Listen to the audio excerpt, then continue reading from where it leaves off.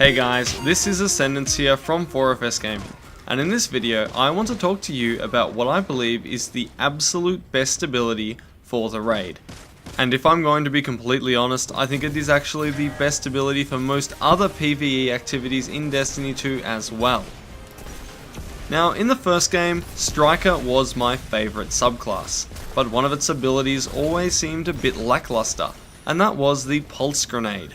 Now in Destiny 2 things have changed up a fair bit, and now this ability is terrifically strong. It deals an inordinate amount of damage to stationary or clustered enemies, and now I know that the Stormcaller Warlock can also get this grenade, however the Striker Titan can store up to 2 of them, and it can make them last longer and have more aftershocks.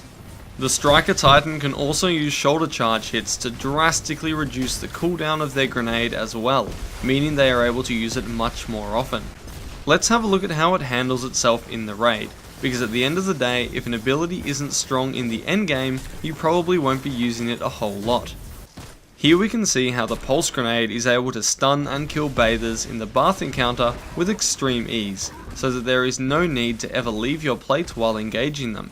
It can also be used as a defensive buffer around your team in the central pool as you shoot the hanging bells, or it can even be used to damage a cluster of bells and speed up the damage dealing phase. All things considered though, the pools are not going to be your most challenging encounter at all.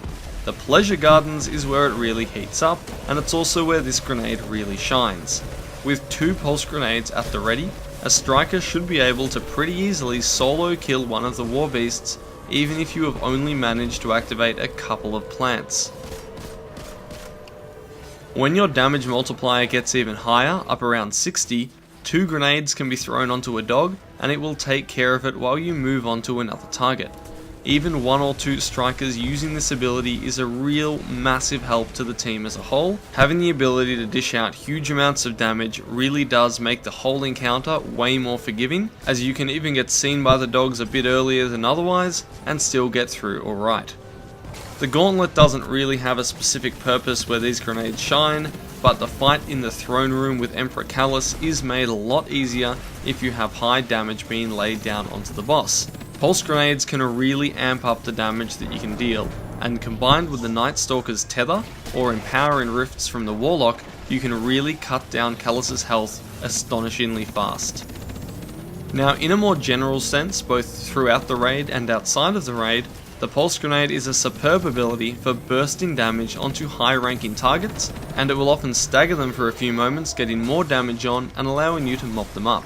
It is equally adept at clearing groups of enemies with extreme ease. But this is where it gets really interesting, right? This is the kicker. In Destiny 2, most grenades take a damn long time to regenerate, but for a Titan with the right setup, you can get them back pretty much straight away. Remember how dealing damage with shoulder charge recharges your grenade? Well, the amount recharged is proportional to the damage you deal with that shoulder charge.